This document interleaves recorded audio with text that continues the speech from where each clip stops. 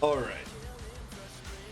So I'm going to try doing something different this time. I am going to record while doing the stream, so that way I'll have the video for that and blah blah blah whatever.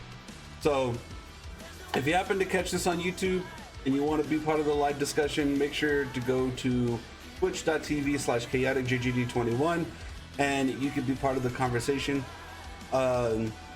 What I'm going to do is I'm going to go over what I want to go over now. Then we're going to end it.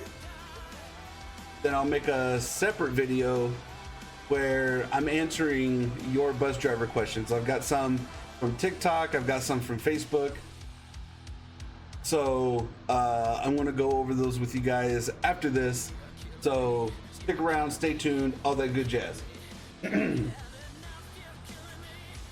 So today we are going to be going over what duties are expected of a bus driver for pre and post tripping. But yeah, like, what do you guys think about bus drivers in general? I'm going to be giving a lot more insight on bus driving tips, and if you guys have any questions, you can always hit me up while on stream, or you can go check out the TikTok, you can go check out the Instagram, Facebook. I think that's it. I'm probably gonna get back on X, aka Twitter, and maybe I'll start doing some more stuff there as well. So that way I'll be able to cover all of my bases with social media. So again, I'm going over pre-tripping and post-tripping and maintenance of your school bus, and what is required by us as drivers to make sure that our vehicle is suitable and safe for transportation of your precious cargo, which is your children. So and remember, if you have any questions, don't hesitate to ask. Pre-tripping is a pretty crucial part of transporting, because if you don't pre-trip the way that you're supposed to, some bad stuff can happen. It'll just come back to bite you in the long run, because I've been guilty of it myself, but I've also seen other people that do not take the time to properly pre-trip their bus, and we just do a half-ass pre-trip, and sometimes it's due to getting in that same like routine of, okay, I gotta get up, I've got to do this, I've got to do that, and so you just kind of get in that motion of, okay, I've never seen anything wrong with my bus, so I'm just going to keep going through the motion. And that's what some people do, myself included. I'm not going to try to sit there and throw anybody under the bus, but just sometimes, there are people that just get into that routine of day in, day out, just doing the same thing over and over, and it just kind of like, okay, I'm looking, okay, I'm good. Let's see. I just thought of something that we'll be talking about that here in a little bit. Like I said, it seems like when you're doing the same thing over and over, it kind of gets to you and you slack off on your duties.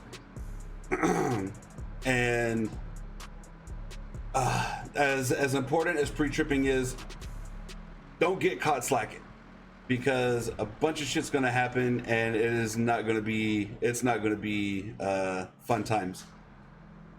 Let's see, it looks in my notes, I kept saying the same thing over and over again, so that's how I am. All right, here we go. So what does it mean to pre-trip and post-trip? Well, with pre-tripping, you're just making sure that everything is ready to rock and roll on your bus for the day. I can't, like, I'd sit here and make like an hour-long video, go even an hour and a half, maybe longer video of everything that you do as a pre-trip, or name like every part, but I'm not going to do that. In a nutshell, you're checking. It's just like if you were going on a long trip in your personal vehicle. You know, you're making sure that your oil's good, making sure that you've got wiper fluid, you know, for the little bugs that get all up on your windshield. You're making sure that that you've got transmission fluid. You're making sure that all of your hoses are all connected. They're not nothing's leaking. Making sure you're checking your brakes, making sure your brakes are good, making sure your tires aren't flat. You know, stuff like that. That's literally what a pre-trip is. But because it's a school bus, you know, there's extra things that we have to check. Like we have roof exits. Some buses have one, some buses have two exits up on the top. We've got window exits. We got two on each side. At least our district does, because we have the transit buses. So you got two exits on each side. So we got to make sure that those open up, because there have been times where I've gone to pre-trip someone else's bus and I go to open up the window and I literally had to like use a lot of force to open it up. And that's because someone's not doing their job every morning and opening up to make sure the alarm goes off, and then opening the window to make sure that it doesn't get stuck. Because out here, being in Arizona in the desert, it gets really hot, so that stuff, it all kind of like, all the rubber and stuff kind of stick together. So if you don't open it up and like break that seal every day, especially with all the buses sitting out in the hot sun, you know, a lot of those buses are going to get kicked up with, you know, dirt. It's going to get hot, they're going to get stuck together, everything's going to melt, and then you're going to be caught between a rock and a hard place, literally, and you're not going to be able to get that door open. Or that window open, I should say. The buses are equipped with the fire extinguisher, so we got to make sure that the fire extinguisher is up to date. We've got to make sure all of the seats in the bus, got to make sure that it's all nice and secured, and make sure that there's no holes or anything poked from the previous kids, because I don't know what it is that kids get on a bus and they decide that they're going to do their homework, or they feel like they're going to draw or do something, but instead of doodling on the paper, they're going to draw on the seat and poke holes in the seat for a face. I don't know, I've seen it happen. You know, along with that, you know, we're checking lights on the outside, making sure that all the lights work, so that way when when you guys want to run our stop sign and our red light, we can sit there and say, hey, no, our red lights are working, our big ass stop sign on the side of the bus is out and flashing. But a lot of people out there, they still don't stop for the stop sign. They'll stop for the hazard sign, the hazard lights, or the yellow lights, but when that red light's on, it's like an opposite day. It's like red means go. So checking all that stuff. Making sure our inspection sticker is good, because if it's not, that means the bus is not good to go and you shouldn't be driving it. Talked about that. Talked about making sure the headlights work, because if the high beam lights don't work, it's not at least in our state, it's not a major. But if the headlights for the low beams don't work, that's a major and you can't drive the bus. Checking underneath the bus to make sure that nothing's loose or hanging. This is all right. So this is where I could tell my story about the alignment tool that was on my bus for I don't know how long because of my negligence. So another district I worked for, we had all of our buses sent in for alignments and whatnot, and when we got our buses back, everything seemed fine. I think I pre-tripped my bus like for 2 or 3 days before I found it. And like I said earlier, I got into that routine of, okay, check, look, okay, nothing's leaking, nothing's broken, whatever. All right, and we're driving. Well, at the end of the day, I was doing my post trip and I happened to look down and I saw something sticking out. And I was like, that is not good. So I thought like maybe my axle bent somehow, even though it wasn't I didn't go over anything like super bumpy or anything. But I looked and it was this tool, like I can't even like measure the size here, but it was a really big tool. It looked like a big ass monkey wrench. It was huge, and it was attached to my tie rod. And I drove a couple of days with that thing on my bus. That was even on the bus while it was drove back from wherever we had gotten it from that was doing the alignment. So yeah, if that thing would have like got loose, it could have bounced, hit the ground, went up, could have hit the exhaust pipe, could have hit the could have hit a U-bolt hanger.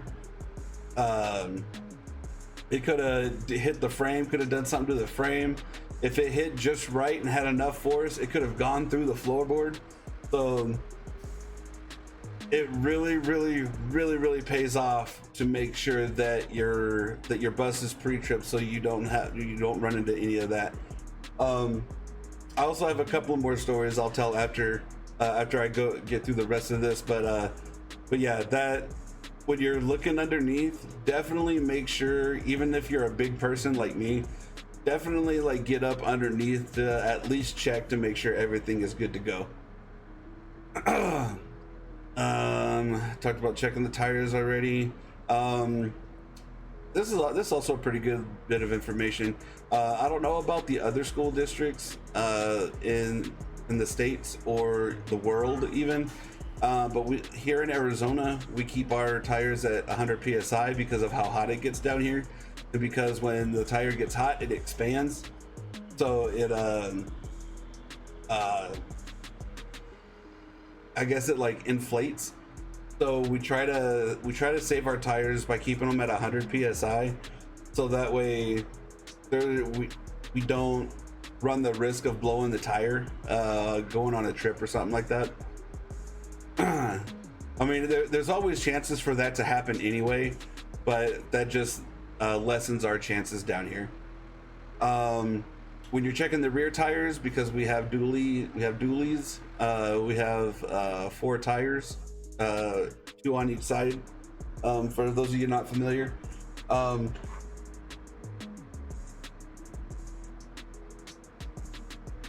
I don't know how well this is going to show up, but we got this bad boy. It's called a tire thumper. You can tell the proper inflation of a tire by the sound it makes. So get this, boom boom, it makes a good sound. It's good to go.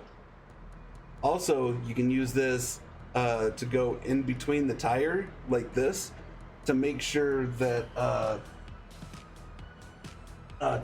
there's no like big rocks or anything that got stuck in between the tires, or the wheels I should say. So that way, 1, it's not rubbing up against the tire, causing an issue, and 2, you're not going to hit a bump and like have it go like flying back and hitting somebody in the windshield and having them freak out, and you cause like a 90 car pile up on the freeway. A lot of people pre-trip their buses different. I always do the brake test. The brake test, like after I get everything else checked, like inside, outside, all that stuff. There's some people that'll get in and that's the first thing they do is their brake check.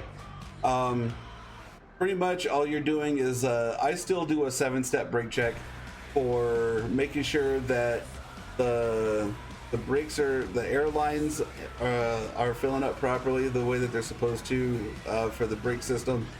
making sure that the alarms are going off when they're supposed to, and making sure that everything is just working properly and how it should be.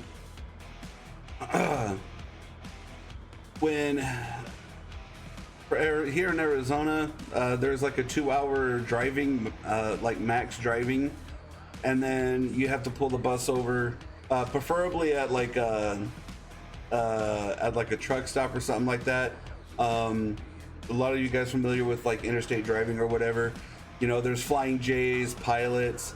You could, with a school bus, you could technically stop at any gas station that you wanted to, but I would prefer going to the truck stops, only because those gas stations are meant for, you know, the big 18-wheelers. So you're definitely gonna have enough room for your bus. So that's when you can do like a 2-hour check, and that's basically just walking around the bus, checking the tires, making sure everything is good to go, nothing's hanging, nothing's, you know, flat or whatever. That's also for the driver to stretch their legs, you know, sitting in a seated position for a long extended period of time. One, you can get tired. Two, you're not getting enough blood flow to your legs because of the way you got to sit. So I have that issue right now, sitting for too long in like a certain position. My feet start to swell, my legs start to hurt and stuff like that. So it's nothing too crazy, but you know, it's just from being seated in like a certain position for an extended period of time. You do your little stretches here and there, crack your back, do whatever you gotta do. Post tripping, it's the same thing. Post tripping is basically to make sure that there are no children left on the bus, under the seat, above the seat, on the side of the seat, inside the seat. There's been way too many instances where people have not checked the bus because they want to go hang out with their buddies, or you know, they got a hot date or something like that, I don't know, and they just want to hightail it out of there, and they've left children on the bus. I am a very big advocate to have the No Child Left Behind alarm on every bus made, to where the driver is forced to get up and walk to the back, hit the button, so that way the people will know that the people that didn't check their bus. Because if you just turn the bus off and get up and get out, and you haven't checked that button, you haven't clicked that button, when you open the door, loud alarm's gonna sound off, letting you know that you didn't check the bus. And you know, that's someone's child, that could be your child, you know what I mean?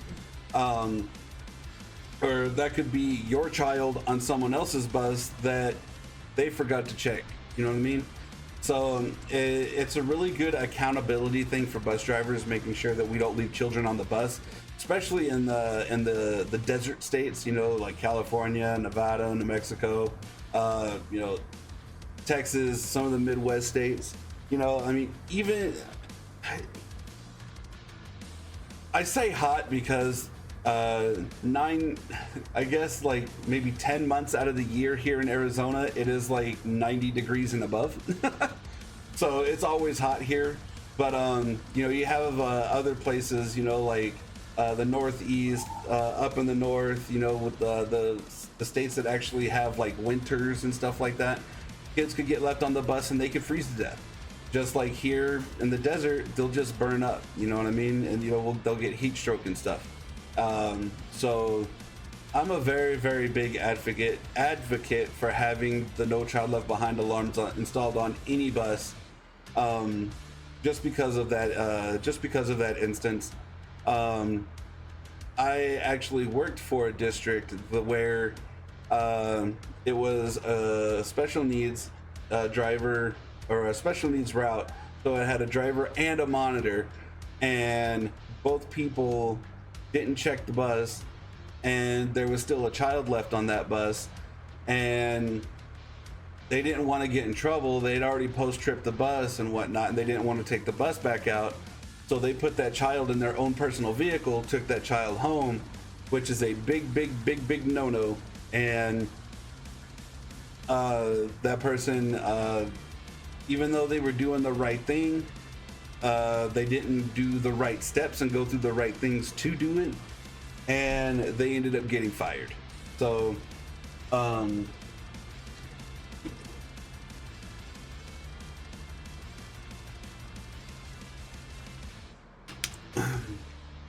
so if they would have had that no child left behind alarm, they would have had to walk back to hit the alarm, and that'd be like, oh, okay, that's right, I got to make sure I check for kids. Oh, hey, there's a kid. And then, let your dispatch know, hey, there's a kid on my bus. Can someone else ride with me? Because certain circumstances with sped buses, they need to have the monitor, so that way you can get that kid home on a designated school vehicle, and get them back home safely. This will be the last thing I say about that button. The previous district I worked for, they had that, and it got to the point where even if I didn't even pick up any children, because I was in the habit of getting up to go back to hit the button, and then on the way back I would check the seats to make sure there's no kids. That's really helped out a lot with this new district that I'm in, so that way it doesn't matter whether I have kids or not. I'll still get up and go check and walk the bus. Even if somebody rides with me and they check and they're like, oh, you're good, I will still get up myself and I will check myself just to double check, because technically it is the bus driver's responsibility to make sure that the bus is in working order, there's no child left on the bus, and when it comes down to it, everything falls on the bus driver. But once you've done that, for post tripping and stuff, you're done for the day. A lot of the blame always gets put on bus drivers for anything that goes wrong. So that's why pre and post tripping is such a crucial thing. I know it's a little bit of a sad note, but I'll talk. I'm not going to say any names, of course. But after this, this will be the end of today's, I guess, bus info. I want to say a good, like, 4 or 5 years ago, a good friend of mine at the time, he had a route where he had to drive to another town to go pick up some kids to bring back to the high school in my town. So he had to leave. He left at like 5:30 in the morning. Got to the other town about 5:45, 6 o'clock. Picked up the kids, and he was on his way back into town. Excuse me. Sun was starting to come up, and the bus was starting to come down over a hill. There's a kid and his sister that was at the bottom of the hill, but I guess where the sun was, it was, I don't know, it must have been blocking a view or something. Kid didn't stop at the stop sign, and when they went out, when they made the turn, my buddy, bam, right into him. Bus got all jacked up. Everybody in the bus was safe. They survived. Nobody. I mean, I think a couple of them had some like bumps and bruises. But the drivers of the two kids that were in the truck, one of them passed away. One of them was in the hospital for quite a while. and I'm sure the school district themselves gave some money to help with medical expenses and whatnot, regardless of what was always found. But the reason why pre-tripping and post-tripping is so crucial, because in this instance we had the sheriff's department, transportation department, we had the state inspection department, whatever they are, we had our boss go over the bus. They went through that bus with a fine-tooth comb, and they couldn't find any reason to put any blame on the bus driver, because he was diligent in making sure that his bus was properly pre-tripped, made sure that everything was in proper working order, and when he was done for the day, he checked to make sure that nothing was too crazy, and if anything was wrong, he wrote it up and made sure that it got fixed. So like I said, it is a sad story, but at the same time, that is why we go through and we pre-trip our bus. One, to make sure our bus is safe for the kids riding the bus, and two, if anything does go wrong,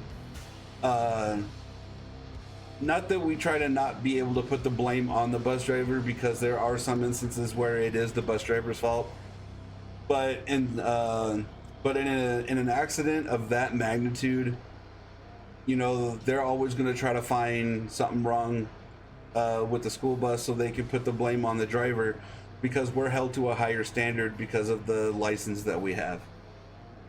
So hopefully what's up, Jormungandr? Galaxy far, far away, that's right. But yeah, that's all I've got for you for this video. If you have any questions, you can ask them here, or you can ask them on my other social media platforms, TikTok, Instagram, whatever. So if you have any bus driver questions, don't hesitate to ask, and I'll catch you guys in the next video.